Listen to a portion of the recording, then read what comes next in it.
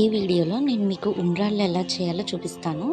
దానికోసం మనం ముందు రోజే బియ్యాన్ని నానబెట్టుకొని వాష్ చేసుకొని మిక్సీ పట్టుకోవాలి. అప్పుడే చేసుకున్న తడి బియ్యం పిండితో చేసుకుంటే చాలా బాగా వస్తాయి. అండ్ అలానే పచ్చిపప్పును కూడా మనం ముందు రోజే నానబెట్టుకోవాలి.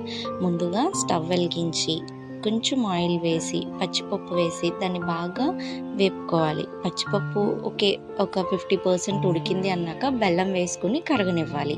ఆ తర్వాత జల్లించుకున్న బియ్యం పిండిని కప్ కొలతతో స్లోగా ఉండలేకుండా వేసుకుంటూ కలుపుకుంటూ ఉండాలి.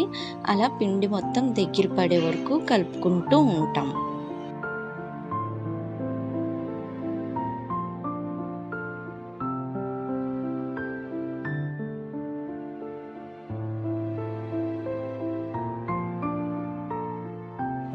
ఇలా మన బియ్యం పిండి మొత్తం థిక్ పేస్ట్ అయ్యే వరకు కలుపుకొని తర్వాత దించుకొని కొంచెం గోరువెచ్చగా ఉన్నప్పుడు చేతికి ఘీ అప్లై చేసుకుని వాటిని లడ్డూల్లాగా మోదకాల్లాగా అలా డిఫరెంట్గా షేప్స్లో చేసుకుంటే చాలు, మన ఉండ్రాళ్ళు రెడీ. అంతే, ఎంతో టేస్టీగా యమ్మీగా ఉంటాయి వినాయక చవితికి మనం ఎంతో స్పెషల్గా చేసుకునే ఉండ్రాళ్ళు.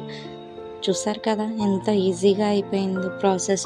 టైం లేనప్పుడు కూడా మనం ఎక్కువ ప్రసాదాలు పెట్టాలి అని అంటే ఇలా ఒక ఐటమ్ని చేసుకుని దీంతో 5 షేప్స్ చేసుకుంటే మనం 5 టైప్స్ ప్రసాదాలు పెట్టినట్టు అవుతుంది.